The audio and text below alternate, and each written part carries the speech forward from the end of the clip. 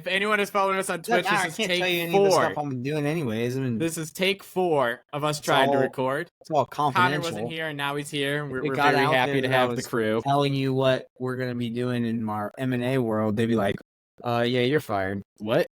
Talking about what I've been doing. I've been working on acquisitions in Mexico and Poland. Sounds sketchy already. Brazil. I'm so happy that I hit record and we started, and you had to just drop in. I can't tell you what we're doing, but if I did, it would be in Mexico. I don't see the. Oh shit! I do see the live recording button. Fuck. Start over right now. All right, stop and redo. Take Tell 5. us more about Mexico. Mexico. You're gonna see Ken over here. He's like, we got him. Yeah, guys. He's got it. All right, so Connor, you're here. I don't know how long we have with you, so we're gonna have to skip over the part where Ken saved a life recently. By the way, somebody just brought in their dead wife to my office. You revived him? What? Revived him. In the parking lot. In the parking lot. Defibrillator? Defibrillator. Yeah. Oh, hell yeah. So if anyone here is doubting Dr. Ken's credentials, my hand was like shaking like this the whole time, and I'm like, He'd be like, yep, that's a wrap, everybody. We're done for the week. Thank you. Yeah. No, So we didn't need to fluff Ken's ego anymore, but here we are. There was a med student. It was her first 2 hours seeing patients. It was her very first rotation, very first time ever. And that happened. For With the the record, next Ken isn't at a hospital. He's No, at I'm like in a one of clinic. those. Like I'm across the street from a Popeyes. I was gonna say he's at a strip mall right in between Subway and Popeyes. stop. I have an independent building. Oh, so much better. Interesting. Interesting. When I applied, there was one position. It was actually in a fall. And I was like, no, I'm not working here. It's like those I free can't go samples. home smelling like Auntie Annie's, man. No one's gonna take me seriously as a doctor with cheese sauce on my scrubs. All right, we gotta get going. I'm sorry. 2.5 minutes wasted. Connor, we can't talk whatever, about man. your life. It's fine. It's okay. Anyways, we're getting to it. Fantasy football rankings is what we're talking about. We have everything. I'm going to hit the correct share button. Have you started We're gonna yet? be all It good. sounds like Huh? you started, but you haven't started. What? Sharing? Yeah. No, I'm just making sure I get it right. So there we go. We are sharing now. We have the players sorted by their Fantasy Pros rankings, and we will be talking through them 12 people at a time and giving our takes on who we like, who we don't like. It's not really like a draft guide. It's kind of just more so like, hey, from a fantasy perspective, this is what I'm thinking going in, and play the drafts as it falls to you. So we will start. General thought is like half PPR to full PPR is the range about when we judge things here. Okay, nobody in their right mind plays anything less than at least half PPR, okay? Don't So- play half tell that- PPR. Do not play half PPR, man. One. play full. Underdog Commit one way or fantasy- another. Tradition or full PPR. Don't do that half shit. No. One way or another. Underdog Commit. Fantasy does have PPR, so you have to acknowledge it because I think they are one of the best. What's it called? Like Yeah, fantasy we're almost football sponsored by them. distributors. Yeah. No, yeah, totally. No, DraftKings does full PPR, but I think they're one of the worst products there is. So it's like 6 of one, half a dozen the other. Anyways, going forward, here we go. So let's look at the top 4 picks, top 6 picks in the fantasy football draft. Obviously, this is redraft, right? Obviously, Yes. this is redraft. Okay. All right, so let's take a look at the top 6 picks currently listed. Does anyone disagree with Christian McCaffrey number 1? I'm waiting Nope. to hear about this dude that hates white running backs. So, Get out of here. All right, so now let's. Ken's gonna start me on one right now, and I'm right out of the gate. Right out of the gate. Ken saved a life so someone could kill him. All right, Phil, help me out here. You're the statistician. Do we play to do things? Do we think that we're smarter than numbers? Do we think that we're smarter than history? Do we think that we're smarter than what we think? all of these things? I want to let you know, does when I history approach say? fantasy football, when I approach understand that. fantasy football, I want to have a team that's either so good I don't have to care about it because it's dominating, or so bad that I don't have to care about it because I'm not going to win. Draft Fine. running backs, baby. I get it. You shoot for the start. But here's my point. Anything about this whole all right. The only one that should even be in a conversation that's not your first pick as a wide receiver is McCaffrey. And what are we already talking about today? What are we already talking about? Phil, what happened to McCaffrey today? He got a boo-boo. He hurt his calf. So He hurt his conversation calf. my other heavy fantasy guy. All right. My best friends from high school. I said, now I know we're talking about dynasty, but in dynasty, if you decided over the next 10 years, prime McCaffrey for 10 years or prime Tyreek for 10 years, who are you taking? And the answer should be prime Hill. Because you're going to get 8 out of 10 seasons. I'm factoring in that's heavily like skewed. You could probably make the argument it's 9 out of 10 seasons as a wide receiver 1. Set it and forget it. McCaffrey's going to give you 4 unbelievable seasons. I do not want to be the person that drafted him 1 overall and am stuck holding the bag. Hen is going to say, "Oh, I get it, but he won. He was on everybody's league winning team last year." Fine, but I bet you 2 and 3 were easily Lamb and Hill.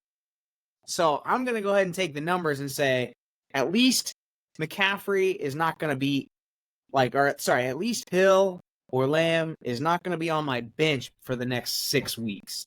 That's all I'm saying.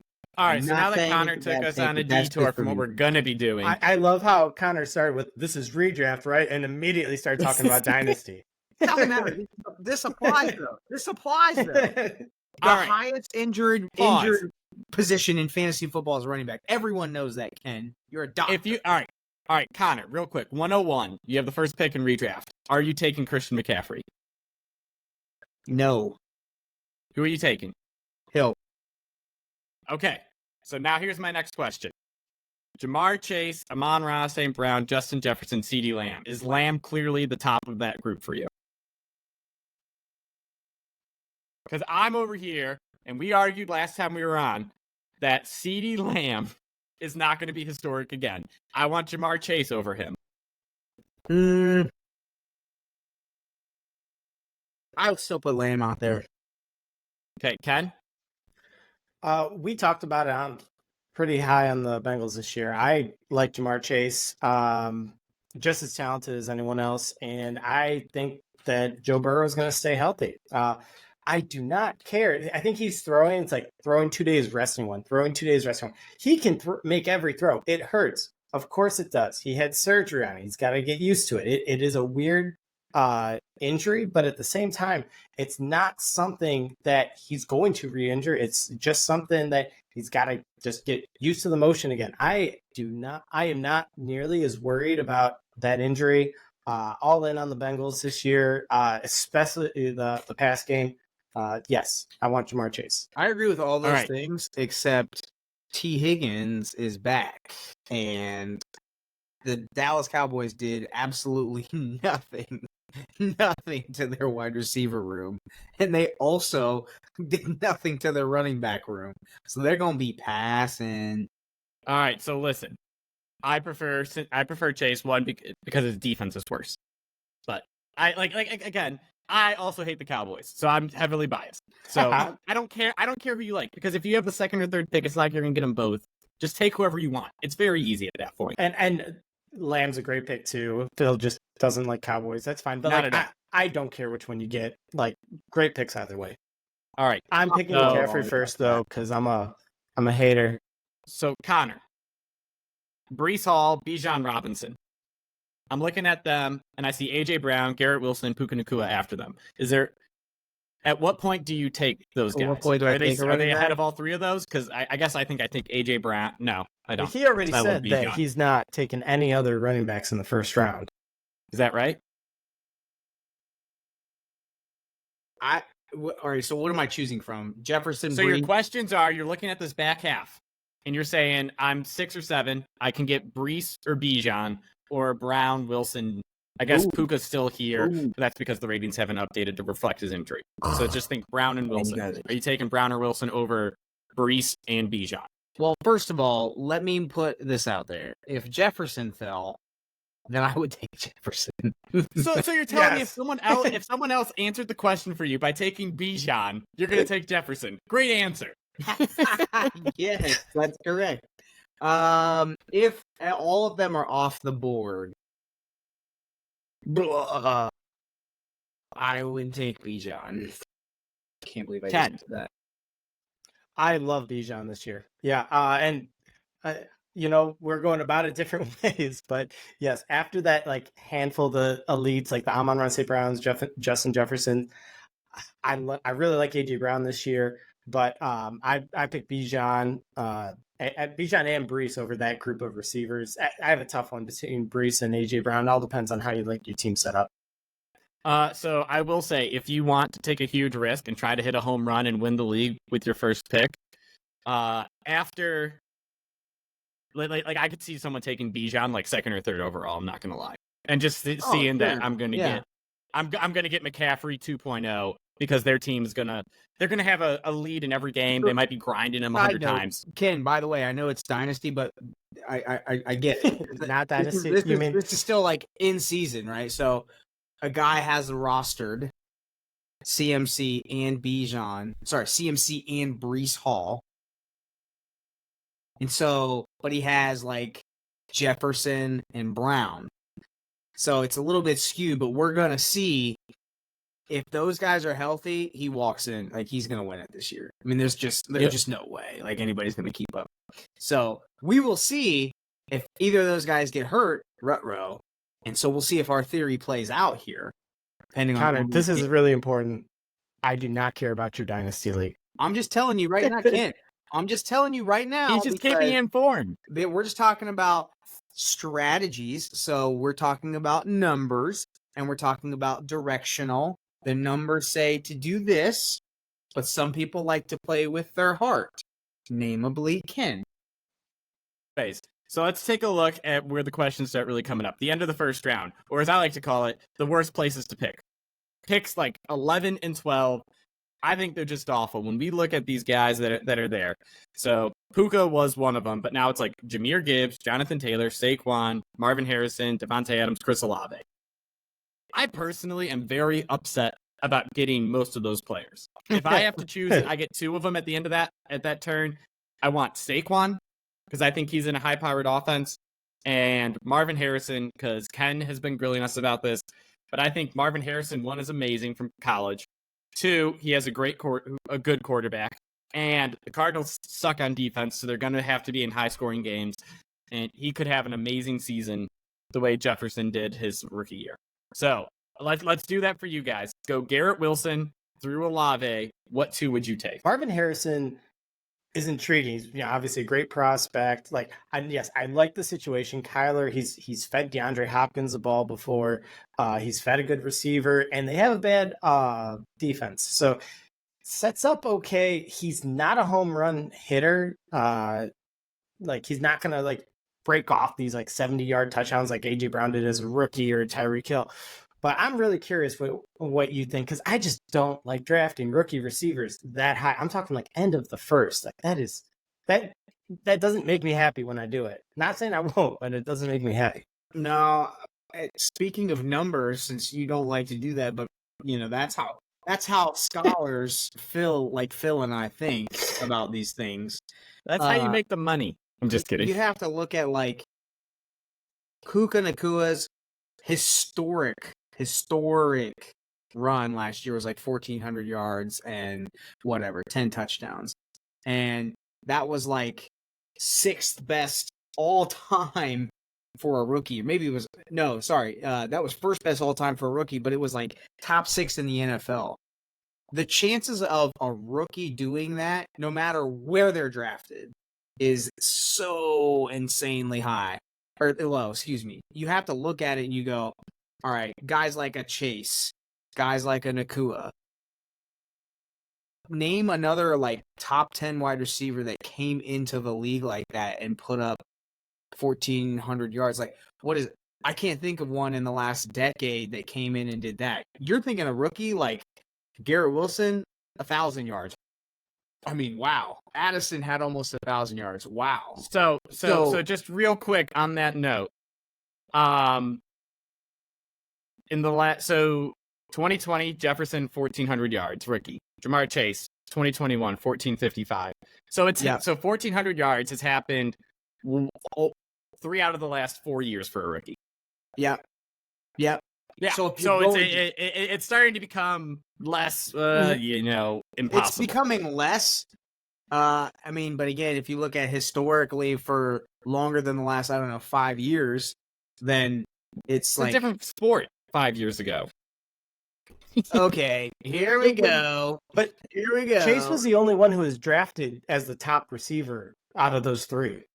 Yeah, that's my point. My point is, like, even the best of the best, because what's going to happen is your Puka did not face the A1A best corners last year.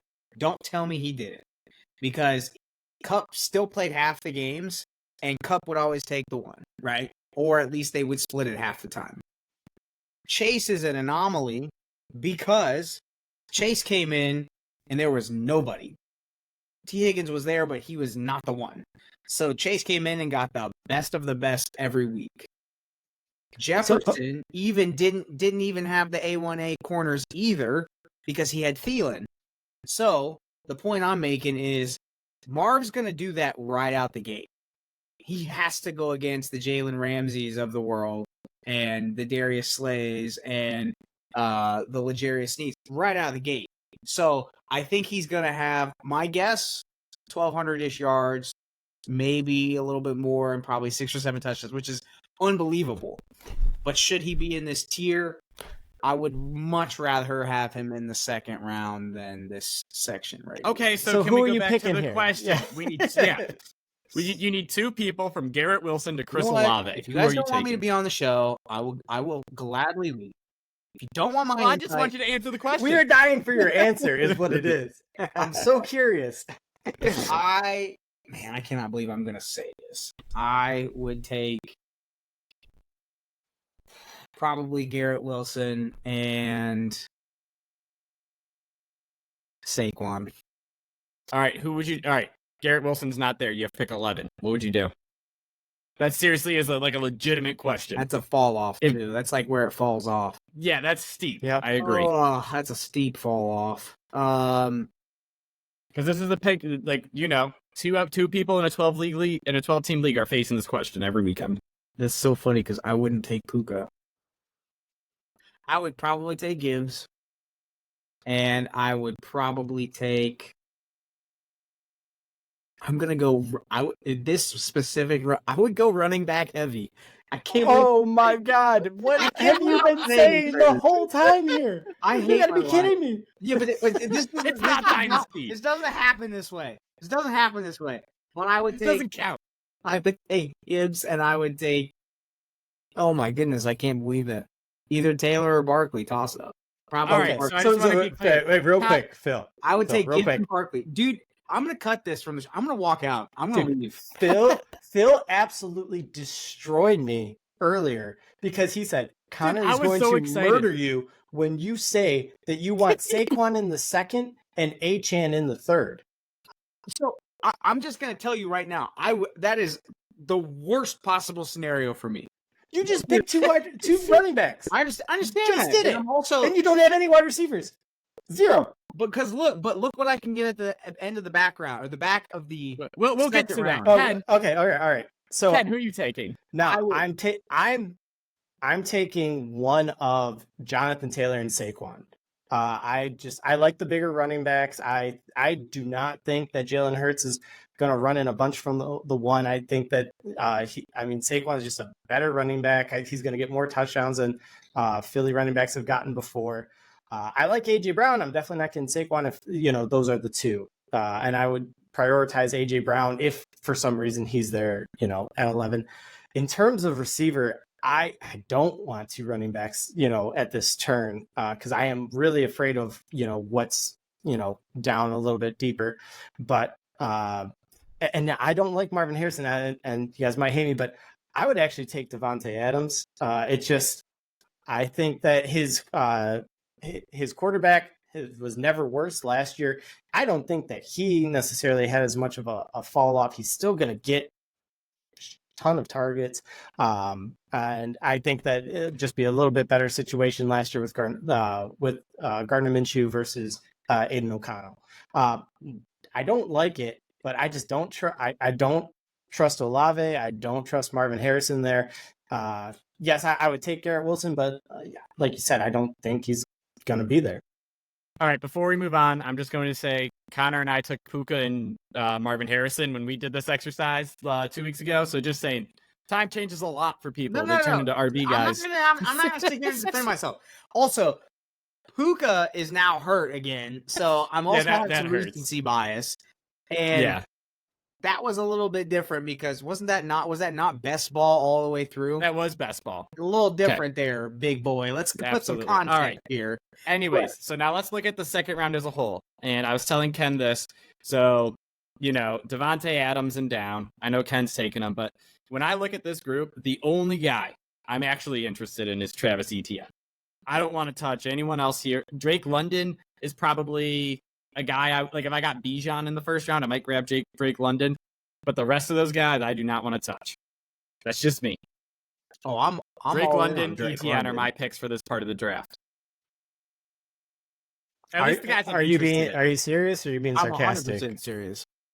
What do you say? I'm 100% serious on Drake London. Drake London is new age Mike Evans. And so you're in on him. Oh, I'm in on Drake London, and even if Ayuk stays, I would probably still be in on Ayuk. What about if he goes to Pittsburgh? Cleveland. That's my big fear. Is him going to Pittsburgh. The context, guys. Context. If he goes to Cleveland, Amari's going. So I'll take that all day. If he goes to Pittsburgh, no. If he goes to New England, you're gonna see a neighbors thing happen where they're just gonna give him 160 targets and only 100 of them are catchable. So it's the same. I think that was Devontae Adams' stat last year, where it's he was open on 10 of his 16 deep routes, and 0 of them fell in catchable radius. Yeah. Kyle Pitts, this is why Drake London, for example, gets a major boost for me. Because he's crushing it in camp. He's doing really well with Cousins. And I want some of this I'm getting excited for the season. I'm seeing a lot of Twitter highlights. And I just see him mossing dudes today in their inner practice with Miami. He just dunked on a dude, and so I'm all jazzed about it, okay? So, anyways, I do think he really got London. Anything else you're interested in? How would you feel if your team started with probably not Bijan, because you're not going to get Bijan and Drake London. Maybe. Well, I don't know. But Breece Hall, and then say Drake London is your wide receiver 1 in the second round. If he's my 1, I don't necessarily like that. But if the context is I started with running back, I'm gonna hammer out as much as I can for the highest floor possible with the biggest balance of home run and highest floor. Because all right, so now just last question for you. Yeah. Drake London, would you have taken him at the 1-2 turn instead of a 2 running backs? I don't think so. Like a Saquon or a JT. All right. Because I think you can get London is gonna still have to share a little bit. You're gonna have to see Zach Stevens. This is a guess that Stevenson is gonna run a pass happy offense, and I'm just not convinced that he's gonna do that in Atlanta. Yes, he comes from McVay's system, but McVay also likes to run the ball. So I don't know if he'll have the volume. I think it's going to be a balanced offense. Thus, I think I would rather take a Gibbs, who is going to get a ton of passing volume, as kind of a slot.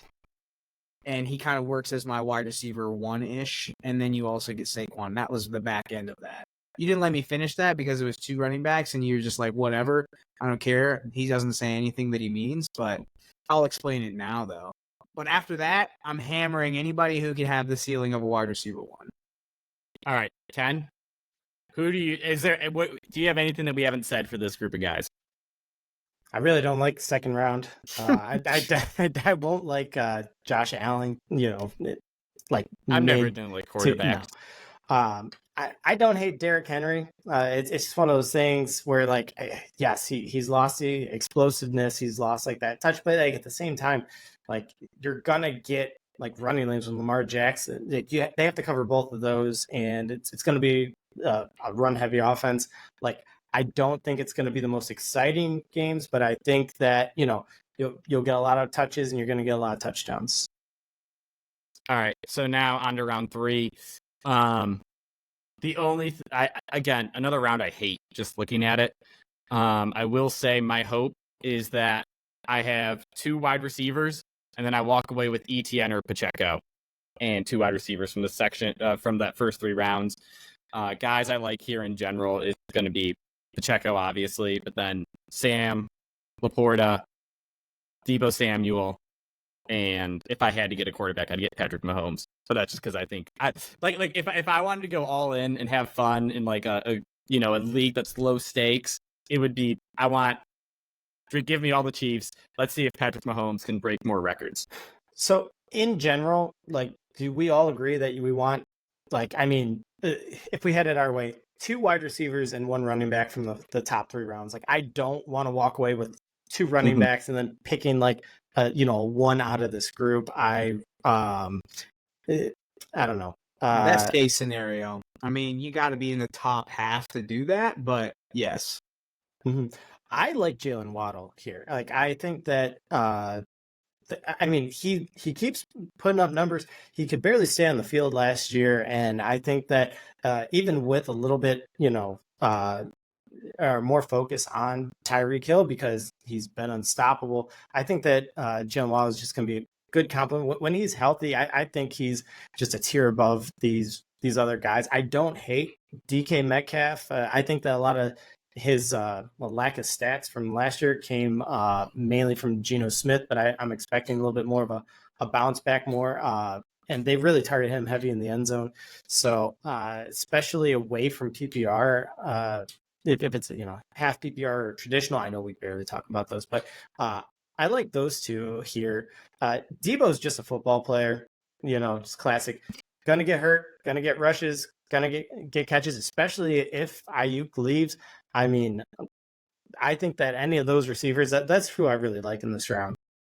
Yeah, I think before Connor goes, something not baked into Deebo's ADP right now is the fact that if Ayuk goes, he's way more valuable. So right now you're getting him, I think, at the cost that he would be, assuming Ayuk's on the team. So there's a little bit of value there. I actually Connor, what do you like in round 3? I like this section way better than the other section. I think there's way more value here. I like, it all depends on your makeup, but if I have 2 running backs already, I'm hammering a Nico. I'm hammering. I really like Devon. Is Devontae Smith here? Where's Devontae? No, he's next. Yeah. Oh, think even better. I like Nico. I like Deebo. Do you see Nico Collins as a clear wide receiver 1? I would say in that group. Think places like Philly, Houston, Los Angeles Rams, places that have enough volume and guys that they just coordinators that flat out will say, I don't care what it is. Somebody's going to have a 33% target share and the next guy's going to have a 25. Well, a 25% target share on any team is basically a wide receiver 1 border 2. Waddle fits that mold here. Nico fits that mold here. And then because of his efficiency, Deebo could fit there. And if I gets traded, he definitely fits there. So, on the flip side, in a perfect world, if it's like one of your teams or one of the teams in this scenario, if you got 2 wide receivers and 1 running back and you didn't like any of those wide receivers all that much, Chan, home run. I get it. He's small, but we're going for stealing here. And I think that he is easily going to be. I don't even know what you guys are laughing at. No. You'll see. You'll hear because Ken and I argued about this before you jumped out. But my point is, efficiency, hyper efficiency in fantasy points per touch, crazy yards per carry. He bulked up. He doesn't need 25 rushes or catches a game. He needs about 10 to 15 touches a game, and that's about what Gibbs would get. People love Gibbs. He's Gibbs light. Oh man, Okay, I so- gotta tell you, I said the exact same things to Phil, and Phil's like, I don't like him. I don't like him. So listen, Let me tell you. Look- I don't Okay, I'm sorry, understand, Phil. Phil. Like, how do you go away from like all of the things that you do for a living, like stats and this thing, and then but you're like, nah, listen, I don't do that. listen, Achan, you're right. He is a 10,000% like. If I'm looking at my team and looking at others, and I'm like, gosh darn it, I need something, boom or bust. Give me Achan. But I do not want him in a running back room that's crowded with an offense that Not falls that apart crowded. at the. Not that Okay. crowded. There's two. There's one other guy. Two in He's a gonna rookie, get a hurt. 4th round pick. I'll take it, you know? But then, like, there's so many mouths to feed on that offense. And it was so great Fine, for but 8 you weeks. gotta run the football. No, you don't. All right, listen. Once it gets to be cold, and this guy's 160 pounds getting smacked around by giant linebackers, Hey, he's not first going to of all, last. He's 188 and he bulked up 10 pounds. So he's about 200 pounds. Would you take Jamar Gibbs, who's the exact same weight? Who is All right, so also now splitting listen. time with Ken Monty? did the same. Ken said Man, the same thing. it was Is almost word is for word. Achan- I'm so pumped, Connor. Thank you. Achan running behind the league's best offensive line by, I don't know, like 10 miles? No, but he's a 4.2 speed. All you got to do is literally put him out in space. Teach him how to fall down. Dude, McDaniels, all he has done since he's been there is successfully get fast guys into space, and I don't know why you think he's not going to do it this year. The only reason is because he's saying in the last 4 games of the year when Listen. it gets cold. That's the only Listen. thing. I was going to say, given if you tell me the Dolphins haven't scored a lot, their team just crumbles. Like, Dude. he is going to be scoring me 50 or like -2. All right, I Connor, don't you know what want this is? Last year in our family league, Phil drafted Tyreek Hill and Jalen Waddle, Oh, I love that And- decision. You can't throw that. Like, no, and no, he no. lost the I am- championship, and he's so pissed. So that's all right. No, so I that's am my te- point. That's you have recency bias. I would too. My point is, you got to get to the fantasy championship. If like this for redraft, I don't like Tua, but for a redraft, like Tua, if you get him, he's gonna give you 12 QB1 games. You're probably going to win. He's got a great high ceiling or high floor. Wait a minute, Connor. All your stats for Achan, did they include the Broncos game when they decided not to tackle? Of course they did, because that's a total. But I get it. You're saying, all right, well, he's hurt or whatever. He put on 10 pounds. I get it. But my point is, if you're going to put someone out in space on a highly, highly productive offense, they're going to manufacture touches for him, and he is your second running back. Dude, he's going to get 10 points if he falls down, and then he's going to get 30 points when he hits the home runs. So listen, I just don't think him and Jamar Gibbs are equivalent, because I think the floor on what the Lions can produce week in and week out is higher than the floor of what the Dolphins can produce week in and Well, week out. my argument is that David Montgomery is a better between the tackle runner than Raheem Mostert. And like Jamar Gibbs actually is competition between that good offensive And line. we can agree to disagree on what David Montgomery is all day. He's Carlos Hyde. Okay, and you That's know fine. I think Carlos That's Hyde was fine. the only people who don't think Carlos Hyde was useless is like football Is coaches Carlos for Hyde. some reason. Yeah. Okay, we're done. All We're right. done. Anyways, I am Thank not you, taking Connor. Achan because it's just too risky. You guys, I'm all in when with he RB2. Yes, your second I- RB. Hell yeah. all day long. yeah, RB2, you're getting him in the 3rd round, Mister. I don't touch RBs for 10 rounds. Listen, you Dude, you it happens, ignored me man. and said you're at the 11 to 12 turn. What are you doing? All the All wide right. receivers Yeah, are that's it. gone. There's a 17% chance of that happening, but who's tracking? All right, moving on. Round 4. Here we go. We start to get back to players I like. Cooper Kupp. I am excited about his return. He apparently is looking healthy and dominant again. So, in on Cooper Kupp. Pretty much everyone in this round except for Michael Pittman, and just because of how much talent there is in this round, I don't want like Joe Mixon and Stefan Diggs. But I'm really happy with like the top half of this round. So Kupp, Amari Cooper, Rashad White, Malik Neighbors, even Devonta Smith, Josh Jacobs. I'll take anything that's there. Yeah, you can go. Cup, yes. Pittman, no. Cooper, White is a wild card because Canales is gone. I would probably fade White, but I wouldn't. I mean, that's kind of a soft fade. Smith, absolutely. Jacobs, I'm fading Jacobs. That's a gut feel.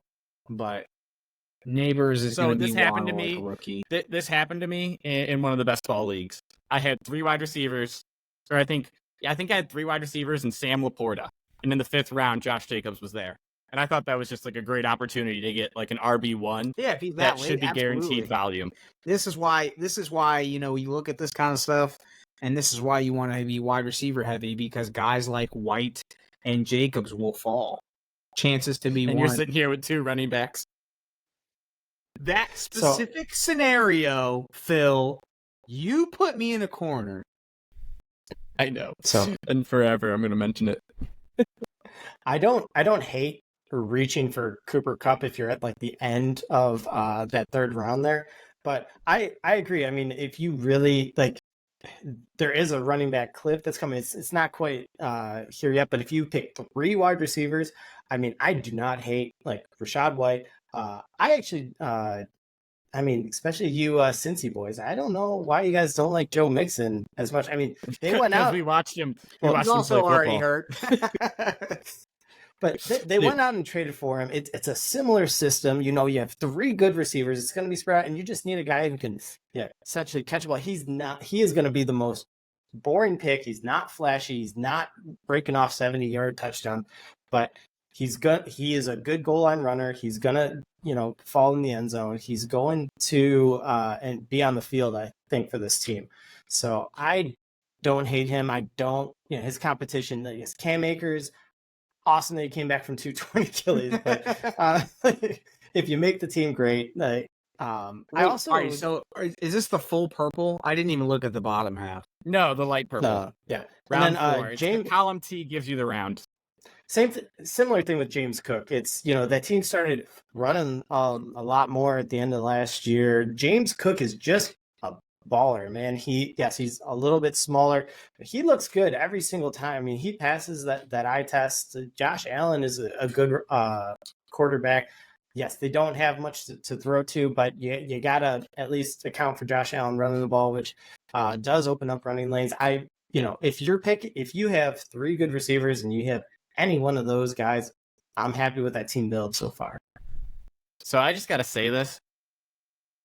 Joe Mixon, I'm looking at his career stats right here, and it's like position rank finishes. He was like 9, 11, 3, 14, 6. He just reminds me so much of Matt Forte. He's like he has 1 Pro Bowl. Yeah. Yeah. It's Pro Bowl, boring. always puts up stats. Mhm. Yeah. He got a stupid amount of carries inside the 5 last year. Yeah. So I was about to say, Ken, if he is like, do you think the Cincinnati situation was better than Houston? But honestly, I mean, that's even a small downgrade. What Joe Burrow did last year. I mean, a healthy Joe Burrow is better, but CJ Stroud, like that offense is like, hey, you have to defend this pass, and there will be running lanes and there will be dump offs to Joe Mixon. I will say, not good. It's not going to be fun to watch, but it will get fantasy points. He's a volume guy. He's a volume guy. He offers a little bit more. I will say I'm warming on George Pickens and Zay Flowers. Hate Diggs, middling on Cook, but I'm big time on Pickens and Flowers. I'm starting to be bigger on Flowers and Pickens. I would say Pickens can just get screwed over by an Ayuk trade, but other than that, I think he can be good. But if you end up, I like for George some Pickens reason. too. For some reason, you're sitting after 3 rounds. Maybe you have 2 wide receivers. You're like, dude, I wanted Patrick Mahomes because Phil said I want my team to be wild, and he'll make my team wild. Or Sam Laporta. Josh Jacobs, Joe Mixon, James Cook. You could do a lot worse for an RB1 on your team. Let's go on, though. Round 5. Looking here, I have very clear and obvious targets. I want to get T. Higgins as my priority receiver, or Ken Walker as my priority running back, depending on what I need. Backups, fingers crossed actually that Christian Kirk falls to round 6 and I can swoop him up. But T. Higgins, Ken Walker here, I think they're going to be on offenses that need them. And I think they're really talented, and they're going to be, second options, so they get neglected, so they have those huge games that can carry you to wins. I like those picks, but I also like Trey McBride. Big Trey McBride. Oh, I'm a huge Tank guy. I think Tank is 1A, 1B with Nico, so I'm a big Tank, big Trey McBride. Well, so I guess my only problem with Tank is that T. Higgins is right here next to him, and I'd rather have T. Fair enough. I mean, we're talking about fighting over targets with only two guys, Chase and I don't know, really the running backs. So yeah, I get it. I would probably take T over Tank, but I still think the hottest take you'll hear from me today is probably on Diggs. I'm out on Diggs. I think he's somewhat washed. I think he comes in and becomes Robert Woods plus. I think it's the Nico and Tank show. I mean, I think Stefan Diggs is going to be a great piece for them in the playoffs.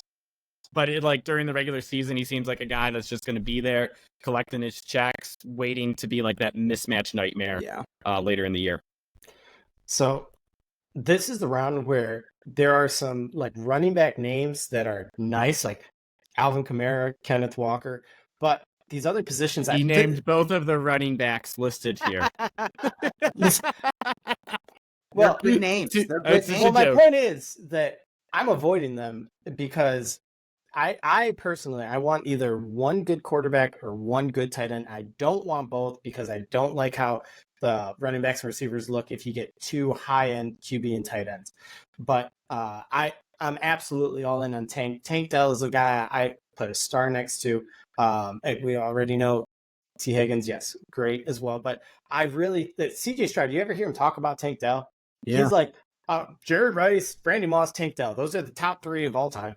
But they gave him a scenario last year on on his podcast and said any wide receivers in the NFL 4th and 10 at the 10-yard line or whatever, and he picked Devontae Adams, Jamar Chase, George Kittle, Travis Kelce, and Tank Dell, and everyone was like, "Huh?" He's like, "Yes." I'm like, "All right, I like him too, Ben." Yeah. In terms of tier breaks, I really I put Mark Andrews as upper echelon. I think he's you're getting this injury discount for him right now. I think he's closer to the Kelce and Laporta range than where he's at right here. The Anthony Richardson's interesting if you really want to go for that guy that can, break fantasy football, the classic, this guy's going to get you 60 yards rushing, maybe a touchdown, every game plus his receiving stats. But I like them. I like Tank Dell. I like T. Higgins. I think this is the, I really want to hit on one of those. We talked about it, in terms of classic pocket passers, Joe Burrow, I really like. You're going to hit that ceiling a little quicker just because he shouldn't run the ball. He gets hurt all the time. But this is definitely around. Can't or won't run the ball, All right. So real quick, something that we haven't touched on too much now, but it's, stacking players, obviously something huge value in best ball leagues, still provides value in your home leagues. And I think Anthony Richardson paired with Josh Downs later on could be one of the quietest, easiest stacks to build that has that has a massive return. You're talking a 6th round quarterback that has the foot speed to, make his own plays on the ground. And then Josh Downs, who I thought he was solid last year, and I think he has good reports out of camp. So I'm excited about Josh Downs. Oh yeah. Anyways, we'll cover that. But anyway, yeah, we'll go on then. I love quarterbacks. It's just I don't want to draft quarterbacks in the top 6-7 rounds. I think Ken brought up a good point, though. It's if I'm sitting here in round 6 and all those QBs are now gone and I can pick up Kyler Murray, yeah, I'll pick up Kyler Murray. Why not? Because everyone else is gone and he fell to me. All right. Other players in round 6. Looking here, if someone else wants to go first, they can, because I hate this round. I like Terry McLaurin. I feel like he just keeps doing his thing no matter what crap is literally throwing him the ball. But don't hate him. This round here, I have so Dalton Kincaid and George Kittle. If I don't get one of those tight ends, I'm just like, forget it. There's a whole nother team. Like I'm pushing it off. But here I really like Ramondre. If Ramondre Stevenson in the 7th round is my RB2, I think that's a win. I not necessarily I don't like Aaron Jones as much, but David Johnson. I'm sorry, David Montgomery. David Johnson, baby. He retired recently, man. He did. But I like Dalton Kincaid. I like Ramondre. I like David Montgomery in this round. Connor, go ahead. I'm going to say, okay, Deontay Johnson and Dalton Kincaid, maybe Godwin. I don't want McLaurin, but I would take him. I am very dissatisfied with this round. This is such I just cannot believe. I have this debate with people over and over. This late in the round, this late in the draft, any type of draft, you can get a guy who's going to get potentially 130 plus targets, and people are sleeping on him because he plays for the Panthers. I think Deontay Johnson is criminally undervalued right now because of price, whatever. Okay, fine. The name of the game is volume. So I am shocked here. I like Deontay Johnson. Even if I've seen him go even later in drafts, so I would get him later even if I could. Godwin's going to have a bounce back here, I think, because he's going into the slot. Liam Cohen was the offensive coordinator for Kupp's historic season.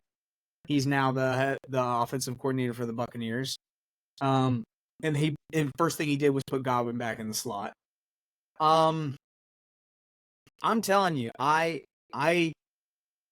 if you have gone total 0 RB here, and again, this is redraft, James Conner's got some value. They did nothing. They did nothing. Trey Benson. I want Trey Benson. He has even been told he's basically a backup. But I'm talking about being someone to beat this year. Yeah, James Conner's gonna get hurt. I don't know. I'm just throwing out garbage. I think he's a value here. Agreed. Looking at that thing, good offenses with bad defenses. James Conner's the guy sitting on an offense that needs to score. Yeah, I like Ramondre too. I don't. Everything about Drake May and Jacoby Brissett just screams to me. I don't want to draft any New England Alex Patriot. Van Gogh. Van cut off his ears over there now. Dude, yeah. Don't say hey, they have a Browns coach. They have a Browns coach. That's a win. Exactly.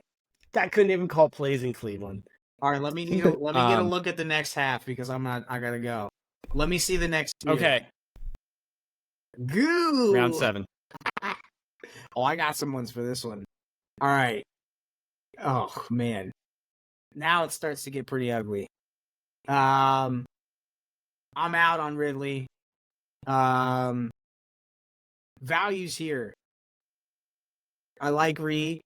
I think he is the target in that offense for Green Bay. As a whole, that whole wide receiver room is just a total hodgepodge. No idea it's going to be week to week. That's Watson, what Ken and I said. It's just the only thing you could want out of that passing game, if you wanted it, is Jordan Love. You want a piece of that offense as a flex, but high end flex. But I would never take anything more than put them as my wide receiver 3. It'd be tough. I think you're getting discounts on all of them. I mean, none of them are expensive draft wise. Yeah.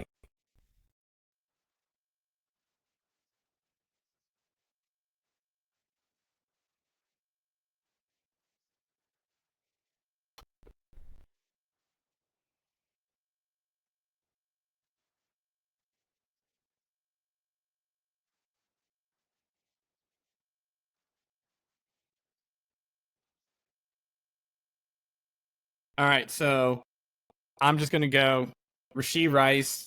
If you're grabbing an RB2 here, I think you could do worse than DeAndre Swift, or Jalen Warren. But then in terms of receivers, I don't want Calvin Ridley. I don't want Will Levis throwing to my receivers. And then Hollywood Brown, like Rashee Rice and Hollywood Brown. The only reason I'm interested is because Patrick Mahomes throws them the ball. But yeah, I think that's it for this group. Yeah, but I like Brown as like oh crap, I have a bad bye week. Let's hope Brown catches an 80-yard touchdown.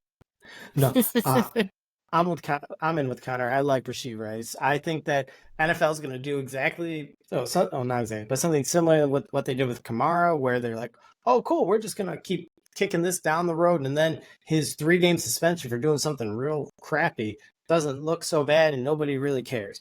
So hopefully he just gets suspended next year. It's a limited amount, but I like Raheem Mostert. So I just like this Dolphins offense. He did well, but also, Achane. Well, Achane's just not a vibe. That's what I was about to say. Ken's gonna have Hill, Waddle, and I will be 7-0 for the first 7 games till it gets cold. But Raheem Mostert is more the volume guy. Achane is not a volume guy. So, I think he's going to sneak in more like the goal line touchdowns. McDaniels likes to run it in at the goal line. It just, this late in the draft, you can do worse. All right, Connor, any hot takes, any players way down in the draft, bottom on the board that you think would be good before you go?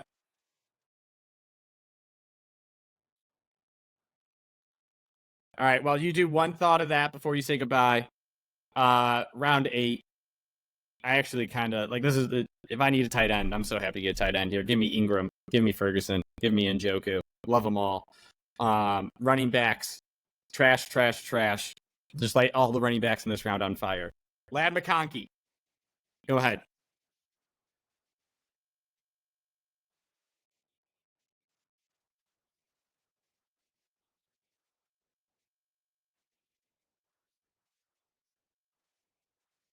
We agree that he sucks at football.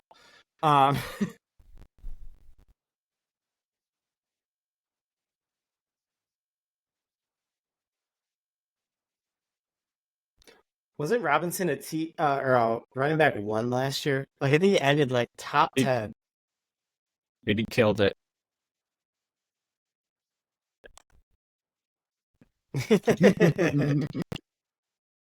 But no, I agree. You can do worse.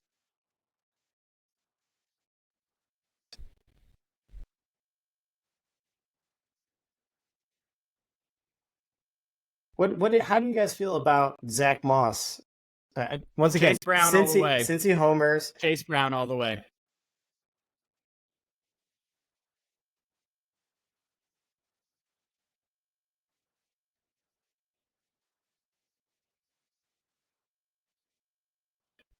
I'm on it.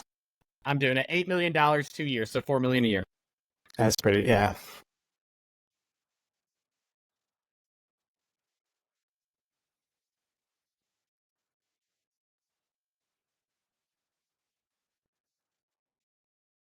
All right, Connor, did you find your player that you were like, this guy, bottom of the board? Lad McConkey, we're all in.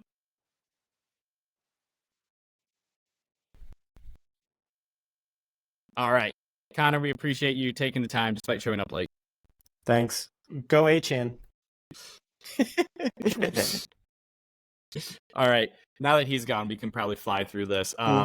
But yeah, honestly, I agree. So like Jake Ferguson and Njoku are my that bottom tier. Like if I don't get Dalton Kincaid, if I don't get one of those top 6 tight ends, like if I end with Jake Ferguson or Njoku, I don't really like Evan Ingram, but like those two, I'm happy. I think we just disagree on the Jaguars. I think the Jaguars are going to be good. Fair enough. That's fine. Also, wide receiver Xavier Worthy and Lad McConkey. Literally, like the bottom half of this round is people I'd love to have on my team. Yeah. Lad McConkey I had too, but Connor talked about him enough. All right. Round 9. I looked at the list we did before this, and the only player I have marked is Trevor Lawrence. So if I really need a quarterback, that's my guy. But Tajay Spears, I think not a bad dart throw at running back. But other than that, I'm not touching anything. So when you get down this late, it all depends on team build. I know we keep saying that, but if you absolutely need an RB that you can play, Zeke can get a touchdown. He's not, once again, not going to be fun to watch, but won't be bad. I actually don't hate Christian Watson. He's just all of the risk is gone. Like, even if he sucks, you can cut him like the next week. But I mean, when you're this far down, and he's that talented, I think it's worth the risk. I'm interested. None of us said anything about Javonte Williams all the way down here, man. Man, he's falling. I don't want Javonte because like everything sounds terrible, and I want the other guy in Denver, Jaleel McLaughlin. Okay, so it's a cost thing, right? Why would I take the incumbent for a premium when I can get his backup who's performed better? That might get more work as the year goes on for a discount. But let's see. We only have a couple more rounds to talk about. I know. Connor goes and we blow through 2 rounds just like that. So, in the next one, though. Anyways, go ahead. Just because how much you love the Jacksonville Jaguars. I like Brian Thomas Jr., man. I just think that, they drafted him pretty high. Yeah, and it's clear. It's like, you're not Christian Kirk. You're getting deep balls. You're big, you're fast. Great. We need that. If Trevor Lawrence can hit him on a few, I think that can be a good pick. I don't know. Well, I keep bringing up these I got RBs. lots. Well, I keep bringing up these RBs that, like, if you stacked up on wide receiver, Gus Edwards and Nick Chubb are not horrible picks at this point. Yeah, no, I'm with you. Like, this round is actually a great round to pick up, your 5th RB or something like that. Where I'm looking at, we're in round 10. So your third or 4th RB. Yeah. Mm-hmm. You're looking at like, I'll take Eckler. He's going to get some nice volume. Chase Brown, we talked about, could be the guy in Cincinnati. Worse things than Gus Edwards on a run-heavy team. And then I love Nick Chubb. I don't have him marked, but that doesn't mean he's not going to end up on my team. Sometimes you get a lot of personal bias and you get a couple drinks in you during the draft, and next thing you know, you got Nick Chubb. So, medically speaking, Nick Chubb should not do anything until about week 10. But it's one of those things that if somebody can break it, once again, if you're in round 10, you could do worse things than betting on extremely talented players. And then if I'm picking a wide receiver here, you're going to think this is crazy, but I want Curtis Samuel. No, it's not. So the Bills' hodgepodge of receivers, I'm totally fine if you just take a dart and throw and hit like Khalil Shakur or Curtis Samuel. I don't care. If you want to try on one, Keon Coleman, don't care. But, receivers with a good offense or at least a good quarterback, you can do worse things. Yeah, so the reason I like Samuel is because he provides like a really niche skill set. He can be a deep guy. He can be a deep ball guy. He can also be a gadget guy. And I think they're going to be feeding Kincaid in the middle and their run game. And I think Curtis Samuel kind of works really well to complement them. Now, Keon Coleman, I think, has established himself as the outside threat, but I don't want to bet on a rookie wide receiver relying on Josh Allen to like be a precision passer.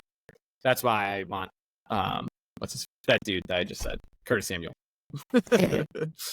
All right, here we go. Round 11.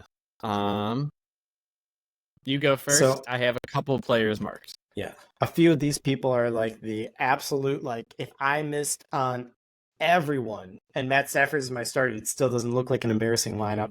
And then Pat Freiermuth right there with him. But I really like Jameson Williams. I like Josh Palmer here. So Josh Palmer, has, Ladd McConkey, and it sounds like he's the guy coming out of camp, but you don't know. Justin Herbert, he has plantar fasciitis. He's going to be out for a bit. He's had, decent rapport with Josh Palmer going into this year.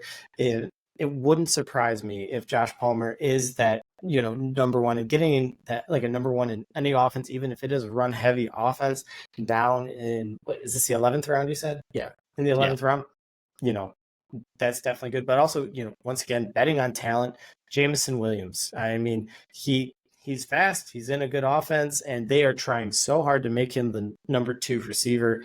I mean, they got rid of Josh Reynolds. They want him to succeed. He's definitely flashed some big plays at the end of last year, even in the playoffs. So, when you're throwing a dart at somebody who could, break out, kind of be a solid number 2 to Amon-Ra St. Brown. I don't think that's a bad pick here. Yeah, I think he can produce probably, like, if everything works out, he could produce like 90% of an Amon-Ra St. Brown season.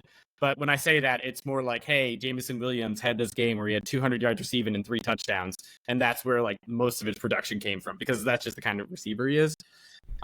He's just so fast, and I think he's a guy that can shock the league early on.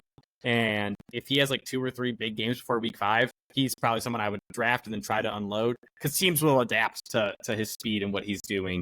But I'm with you. You can do a lot worse than that kind of dart throw. What do you think about Jerome Ford? Jerome Ford?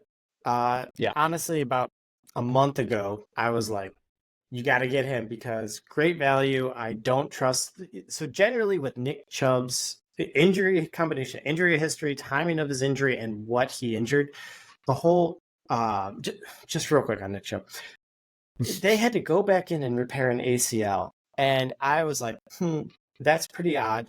And looking into it, it's because they didn't have anything to attach the ACL to after the first surgery. They had to wait for swelling to go down after the first surgery just to set up for the second one for his knee. Now, on a already repaired knee, for anyone else, that's a catastrophic career-ending injury. Now, Nick Chubb is Nick Chubb. You see him doing all these, these 600-pound squats. He's sprinting and goes, that's great. None of those are football moves whatsoever. So I don't necessarily, he's doing everything right. I'm not saying no because I love him and I love the Browns, but I'm also like, I'm not touching him. Yes, he's super talented. I mean, before all the, all those videos come out, I'm like, you got to get Jerome Ford. They didn't get, I like Donta Foreman that he got hurt. I mean, this is really Jerome Ford's backfield, and they're totally fine with it. If you watched last year, Kareem Hunt was nothing but more of like a goal line, more classic like person to rest Jerome Ford. But I mean, it should be a good pick at least for the first 6 weeks. Yeah. And then other guys to consider, like Rashid Shaheed, Josh Palmer. I think Blake Corum is a guy you always want the backup running back in the Rams system, because if the starter goes out, they're a team that doesn't bring in the new guy that's going to steal the touches. It's like, no, Blake Corum's going to get 80% of the work after Kyron unless Williams you're Darrell Henderson, who was the guy the year before. Darrell Henderson was the guy they just wanted it to work so bad, but they're like, we can't do this. You run so hard and then you get sneezed on and you fall over. We talked before. I'm big on Blake Corum as well. If I ever do get Kyron Williams in a redraft, I want to get Blake Corum as well. All right, so round 12, that's the next one. You might think I'm crazy for this, but I think there are some real dimes or real gems hidden here. One, Geno Smith could be the quarterback to one of the best offenses in the NFL, just because Seattle has a weak schedule and he has all the weapons to do everything. 2, Josh Downs. We mentioned him previously. Could be the number 1 in Indy.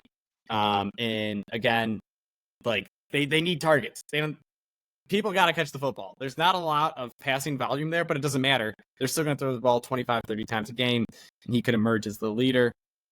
Chuba Hubbard, he's starting until Jonathan Brooks comes healthy, so that's going to be a little bit.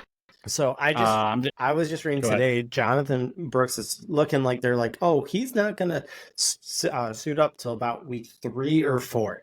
When you're hearing that, a month out, you're like, okay, he's probably not in for the first 6 weeks. So once again, I want you to go heavy on these other positions and then get 1 or 2 of these late round guys. If you end up with one of those like top 3 round running backs, and then you have to start Chuba Hubbard, people might look at it and say, oh, that sucks. I don't think it's going to be bad for at least for the first couple weeks. So, well, there's a reason that me, you, and Connor all picked the Panthers to hit their over. Like, I think the Panthers are underrated. Dave Canales is there. He did magic for Rashad White. I think it can happen again.